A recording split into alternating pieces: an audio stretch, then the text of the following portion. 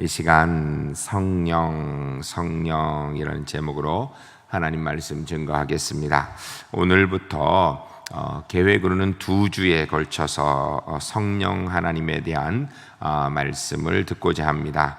오늘은 먼저 이 성령 하나님의 어원적인 내용들, 성경 안에서 어원적인 개념에 대해서 정리를 하고, 다음 주에는 계획이 맞게 잘 간다면 성령의 역사의 사역에 대한 말씀을 좀 듣도록 그렇게 하겠습니다.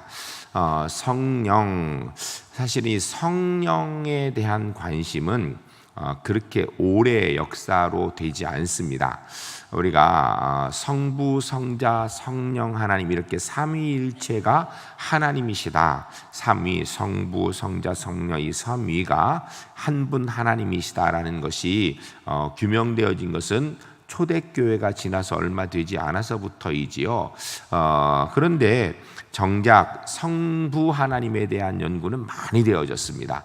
왜냐하면 이것은 성부 하나님에 대한 것은 구약 성경부터 해서 이스라엘 유대인들로부터 해서 끊임없이 연구되어 왔고 또 고백되어 있던 신앙이기 때문에 성부 하나님에 대하여서 이렇게 언쟁이 있고 거기에 대해서 논란이 있고 이런 경우는 없습니다. 물론 자기가 성부 하나님이다 이렇게 얘기하는 이단은 있어요. 이런 이단이 이렇게 그런 이단까지 우리가 신경 쓸 필요는 없을 것 같아요. 그런 이단들은 있지만 일반적으로 교회 안에서 하나님의 아버지에 대해서 성부 하나님에 대하여서 다른 의견이 있어가지고 성부 하나님에 대한 해석이 다르고 성부 하나님에 대한 개념이 다르고 이런 건 없습니다. 성부 하나님에 대해서는 모든 사람들이 다 공감하기를 창조주 하나님이시고 모든 것을 운행하시는 하나님이시다. 여기에 대해서 큰 이견이 없습니다. 초대교회에서도 거기에 대해서는 이견이 없었고요. 지금까지도 이견이 없습니다. 그런데 성자 예수님에 대해서는 지금은 우리가 이견이 없습니다. 지금은 예수님께서 이 땅에 육신을 입고 오신 성육신 사건 이후에 벌써 우리가 시간이 2000년이 지났는데 그 어간 가운데에서 많은 논란들이 있었습니다. 가장 큰 논란은 우리가 이미 지난주 이어서 공부를 했듯이 성자 예수님이 진짜 하나님이냐, 성자 예수님이 진짜 사람이냐, 이 문제에 대해서 논란이 있었습니다. 왜냐하면 진짜 사람인 것 같기도 하고 진짜 하나님인 것 같기도 한데, 문제는 어떻게 하나님이 진짜 하나님이 진짜 사람이 될 수 있고 진짜 사람이 어떻게 하나님이 될 수 있느냐, 여기에 대해서 굉장한 그 논란이 있었던 것입니다. 그래서 가장 큰 논란으로 아리우스, 아타나시우스가 논쟁을 하게 되죠. 결국은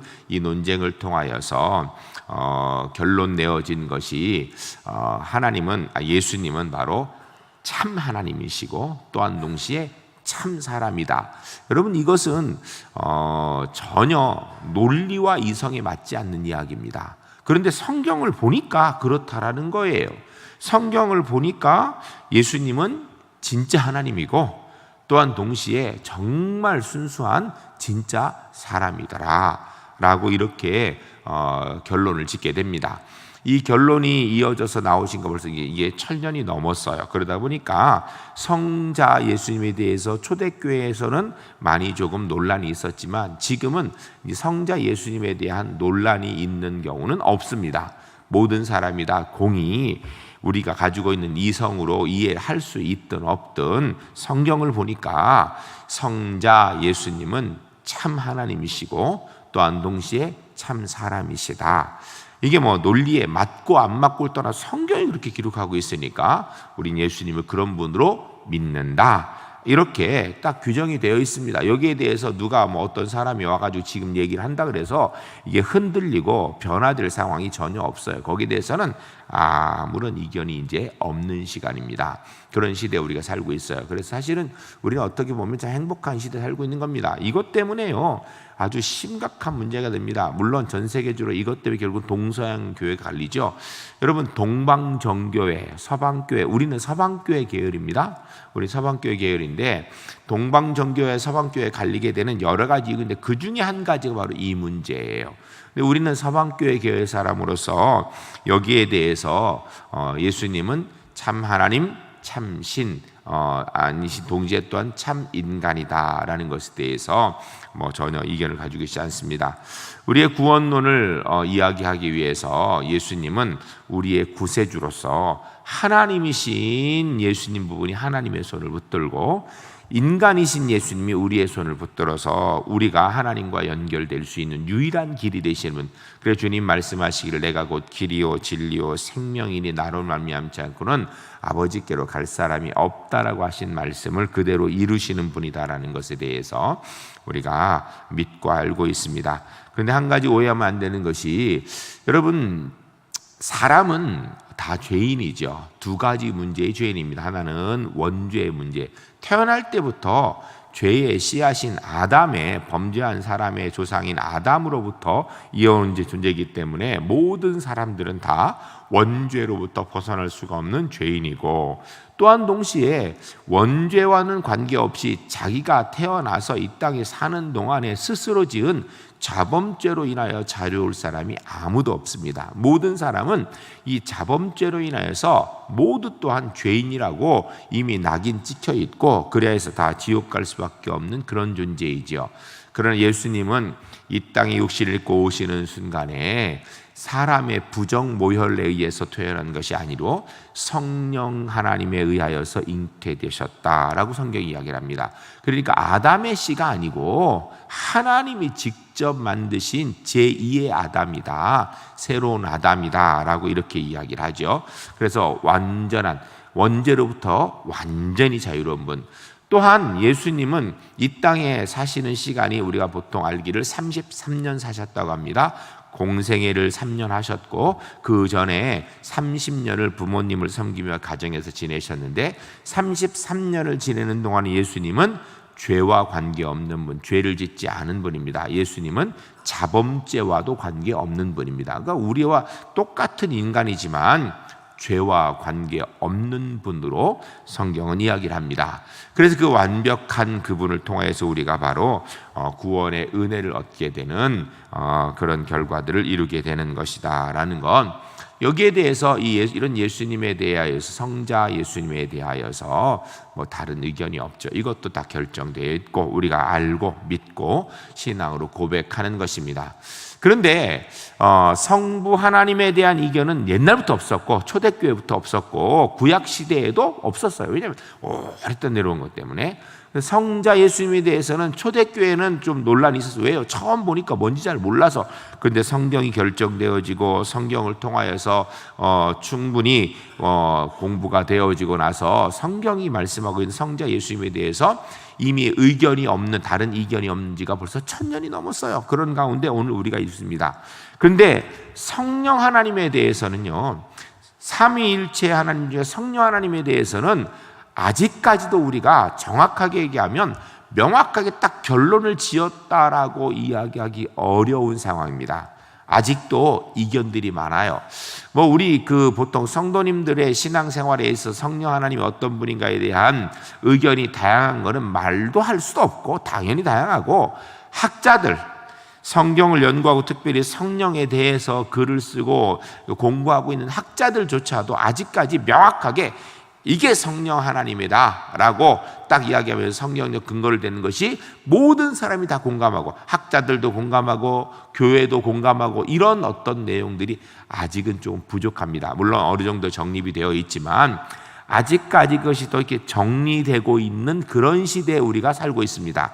많은 사람들이 이야기합니다. 오늘 교회는 바로 성령 시대라고.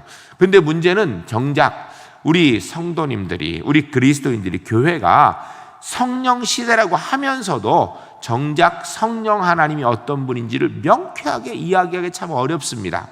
왜냐하면 아직까지 학적으로, 신학적으로 논쟁이 되어지고 아직까지 딱 결론이 내어진 성부 하나님, 성자 하나님 같은 그런 결론이 내어진 시대에 우리가 살고 있지 않기 때문이에요. 개인적인 경험들도 다양하고 또 성경을 보면 해석들도 다양한데, 이런 것들을 명확하게 딱 잘라서 이야기하는 내용이 좀 부족한 시대에 우리가 아직 살고 있습니다. 제 생각에 이 성자 예수님에 대해서 논쟁이요 거의 1000년 정도 했습니다. 그런 가운데 결국은 결론을 내는데 아마 이 성령 하나님에 대해서도 이게 이미 성령 하나님에 대해서 관심을 갖고, 성령 하나님은 사실은 창세 전부터 계셨고 구약에도 계셨고 초대교회에도 계셨고 그리고 중세에도 계셨고 오늘도 계신데, 이 성령 하나님에 대한 관심은 구약에요 성령 하나님에 대한 관심이 없었어요. 구약에 그럼 성령 하나님에 대한 기록이 없는 거 아니에요. 있어요. 그런데 거기에 대해 사람들이 별로 관심이 없었어요. 그러다 보니까 당연히 구약 시대에 성령 하나님에 대한 연구란 이런 거 없었습니다. 그러면 초대교회에 성령 하나님에 대해서 연구를 했는가? 없었습니다. 초대교회는 무슨 일이 있었죠? 오순절 성령 사건을 통해, 성령 임재 사건을 통하여 다들 뜨겁게 기도하고 성령 받아서 예수 믿고 예수님 증거하고 역사를 행하고 이런 거를 하였을 뿐이지, 이 성령 하나님에 대한 구체적으로 딱 정리되는 내용이 없습니다. 각자의 경험에 따라서. 그런 가운데 그걸로 끝나버렸어요. 초대교회에서 만일에 성자 예수님처럼 논쟁이 있었고 거기에 대해서 공부를 하였고 서로 의견이 달라서 연구를 했고 이랬다면 분명히 성령 하나님에 대해서 지금쯤은 딱 규정이 돼, 성령 하나님 이런 분이야, 정확하게 거기에 대해서 아무도 이견이 없이 이야기할 수 없을 만큼 그렇게 됐을 거예요. 그런데 사실은 이 성령 하나님에 대해서는요 18세기까지 별로 관심이 없었습니다. 19세기에 들어오면서 교회가 관심을 갖기 시작했어요. 그래서 그때부터 성령 하나님에 대해서 이론적인 내용들을 정립하기 시작합니다. 근데 이게 빨리 안 돼요. 여러분, 한 사람에 대해서 연구를 하고 오는 거 금방금방 되죠. 어떤 사건에 대해 금방금방 되죠. 근데 이게 하나님에 관한 문제예요. 여러분, 예수님에 관한 문제를 예수님이 하신 말씀을 가지고 이야기하면서 우리가 사람이 정리하는데 이 작은 머리로 1000년 걸렸어요. 1000년.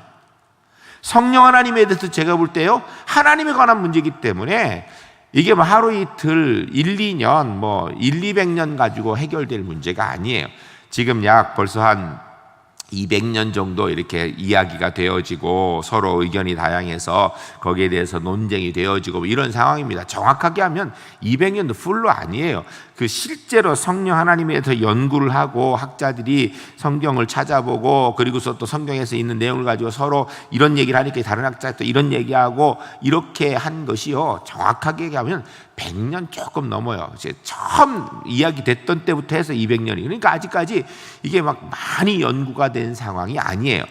우리는 성령 하나님에 대해서 굉장히 잘 아는 것 같은데 문제는요 학자들도 아직도 잘 몰라요. 신학계에서조차도 아직까지 성령 하나님에 대해서 서로 다른 의견을 가지고 이것이 성경적으로 옳다라고 이렇게 해서 아직 이게 하나로 딱 정리가 되지 않은 시대에 우리가 있습니다. 제가 굉장히 큰 고민거리를 드리는 것 같죠. 근데 고민할 거 없어요. 진짜 중요한 건요, 진짜 중요한 건 예수님이 내 구원인 줄 믿는 것이고 그 믿음으로 구원받는 것인 줄로 믿습니다. 근데 분명한 것은요 어쨌든 성령 하나님에 대해서는 지금 많이 연구가 계속 되어지는 중이다라는 거예요. 계속해서 연구가 되어지고 있고 성령 하나님에 대해서 계속해서 공부를 하는 중이기 때문에 많이 점점 이게 분명해지고 점점 클리어해지는데 제가 볼 때 이게 시간이 좀 더 걸릴 그런 문제입니다. 그러나 어쨌든 중요한 것은요 기독교 신앙을 이야기하는 데 있어서 성령 하나님을 빼고 이야기할 수 있을까? 어떻게 생각하십니까? 이게 불가능한 얘기입니다. 여러분, 구약 시대에 하나님의 역사를 이야기할 때 성령의 역사를 주의 영을 빼고 이야기할 수 있을까? 없습니다. 초대교회의 역사를 이야기할 때 성령 하나님의 역사를 빼고 이야기할 수 있을까? 초대교회? 없습니다. 오늘 한국교회, 아니 세계교회 모든 그리스도인의 신앙생활을 이야기할 때 성령 하나님에 대한 이해와 경험을 빼고 이야기할 수 있을까? 없습니다. 우리가 사실은요 조금은 다 알아요. 근데 명확하게 모르는 것 뿐이지. 쉽게 얘기하면 그래도 성부 하나님에 대한 부분이야 성령, 성자 예수님에 대한 부분은 그래도 이렇게 우리가 어느 정도 이렇게 분명한 그림을 가지고 얘기하지만요 성령 하나님에 대한 부분은요 아직까지도 어떤 상태인가 각자 학자들이 이야기하고 여러분 개인적으로 다 생각하고 경험한 것들이 틀리다고 얘기할 수는 없어요. 맞아요. 제가 볼 때 분명히 맞을 겁니다. 근데 문제는 그 전체를 딱 조합해서 만들어 놓은 그림이 뭔지 어떤 것인지에 대해서는 조금 더 시간이 필요한 상황인 거예요. 이거랑 똑같은 거죠. 여러분, 코끼리를 장님이, 우리는 코끼리 보면 코끼리가 어떻게 생긴지 알잖아요. 그렇죠? 근데 장님이 코끼리를 본 적이 없거든요. 그러니까 장님 여러 명이 모여가지고 코끼리가 어떤 모양이라는 게 서로 의견이 달라요. 어떤 사람은 코를 만졌어요. 그러니까 한 얘기가 코끼리는 호수같이 길더라. 그 얘기 맞아, 틀려요? 맞지요. 그러나 코끼리 전부는 아니에요. 그러니까 또 다른 장님이 한 얘기가 무슨 소리냐, 코끼리는 기둥 같더라. 그래서 어딜 만졌어요? 다리를 만졌거든요. 다리를 만지니까 코끼리는 기둥 같더라. 맞아요, 틀려요? 맞기는 맞는데 이게 다가 아니에요.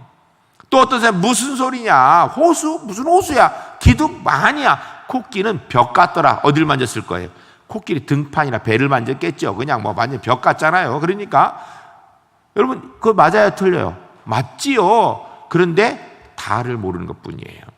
오늘 우리가 성령 하나님에 대해 사실은 신학적으로, 우리가 성경적으로 그 정도까지밖에 우리가 알지 못한다라고 생각하면 돼요.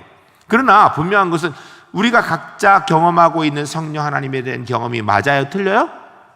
맞아요. 대다수가. 물론 성령의 역사와 사단의 역사가 이게 헷갈리는 경우가 조금 있어요. 사탄의 역사를 성령의 역사로 착각하는 경우는 우리가 구분해내야 돼요. 이런 경우는 물론 있지만 교회 안에서의 성령 하나님의 역사의 경험들은 물론 잘못된 경우도 있겠지만 대다수가 맞아요. 근데 문제는 그걸 하나로 이렇게 딱 조합하는 그런 과정 가운데 우리가 놓여 있다라고 생각하면 되는 거예요.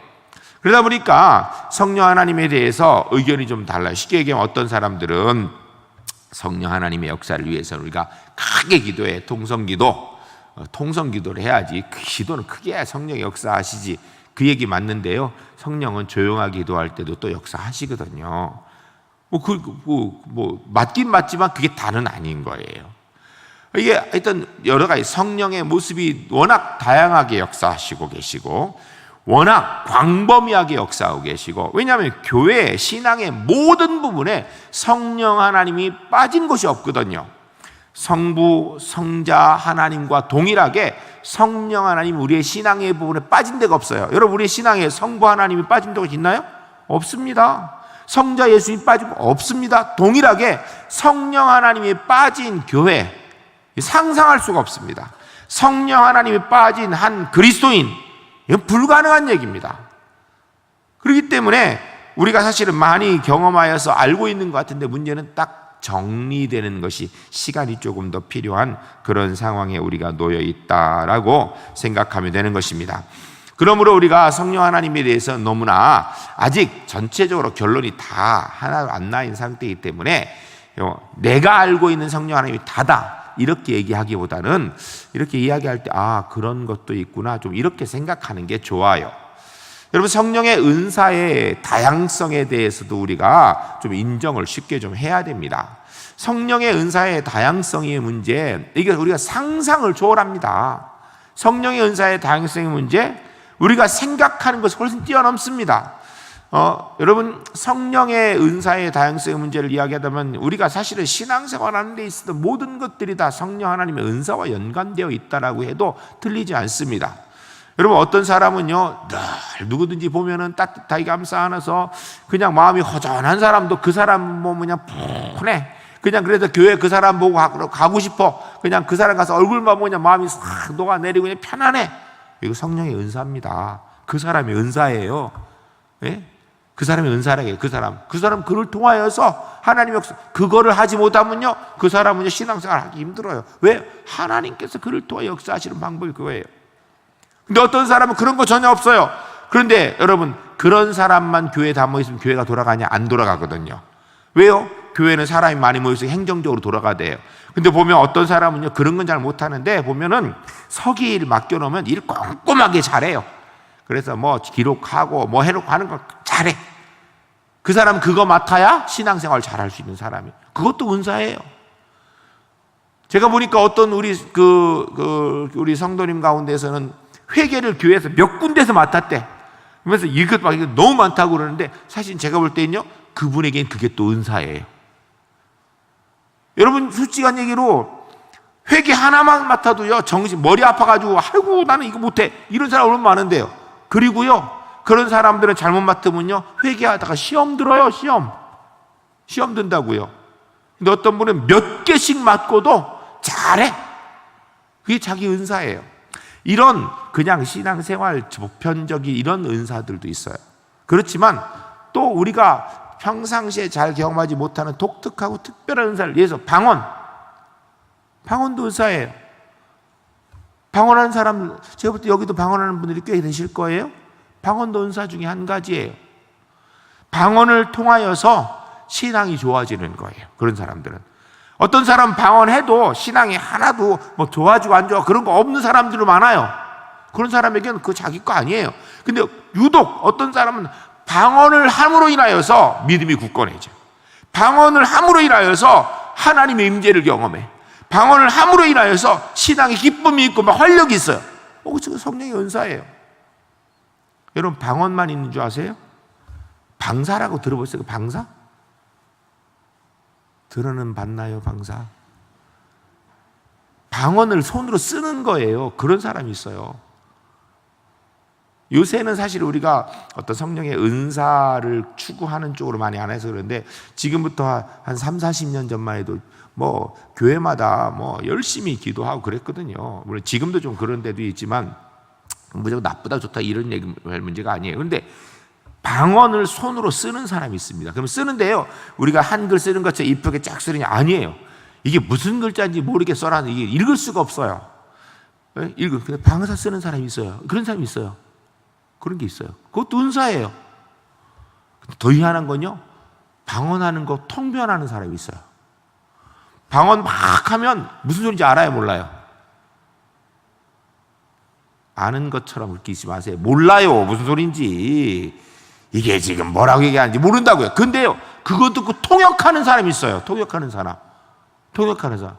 여러분, 방언 통역하는 사람 보셨어요? 저는 봤어요.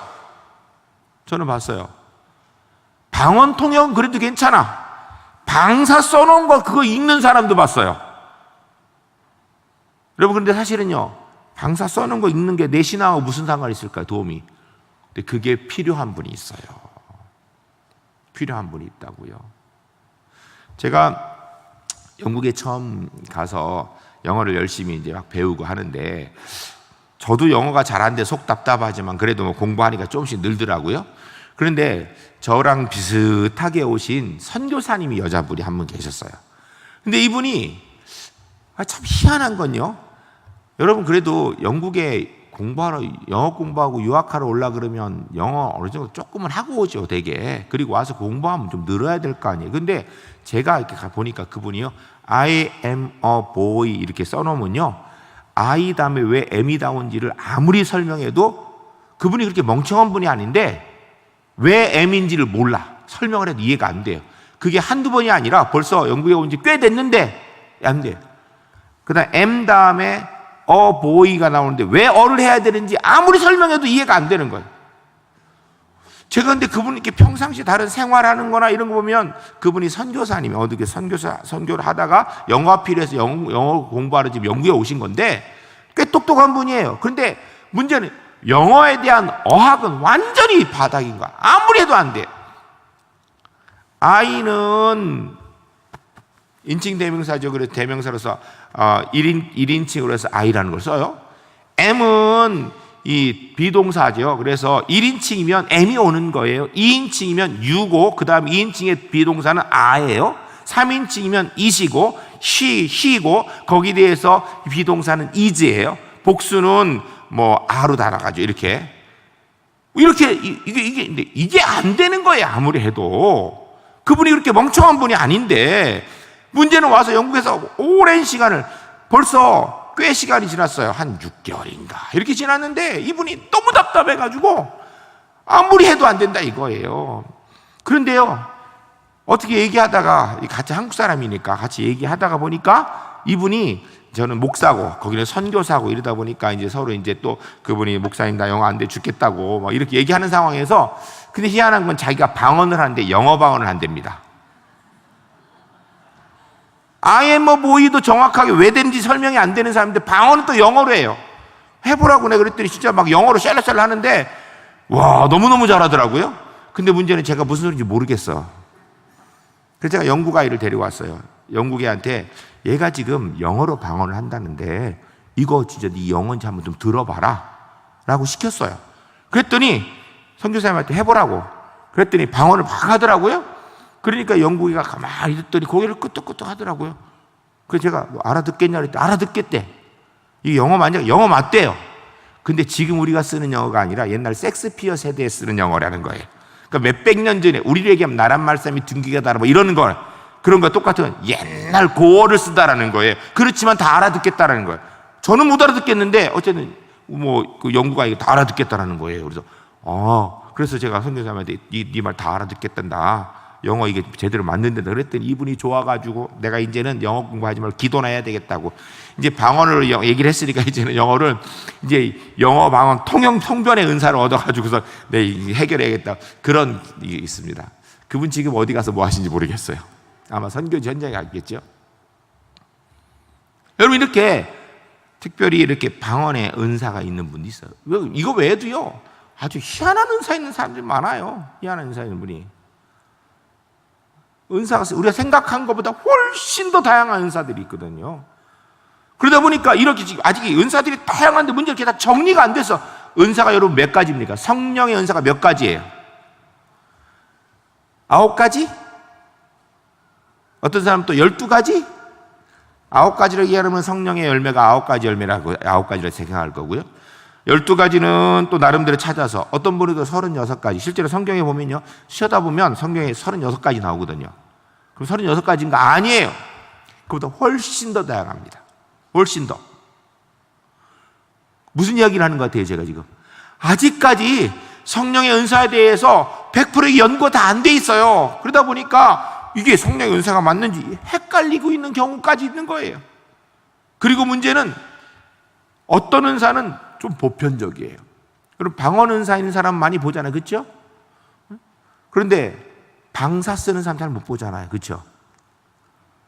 방사 쓰는 것도 못 보는데 그 통역 그걸 읽어보고 해석하는 능력 있는 사람 본 적이 제가 볼 때 거의 없을 거예요. 저는 봤어요.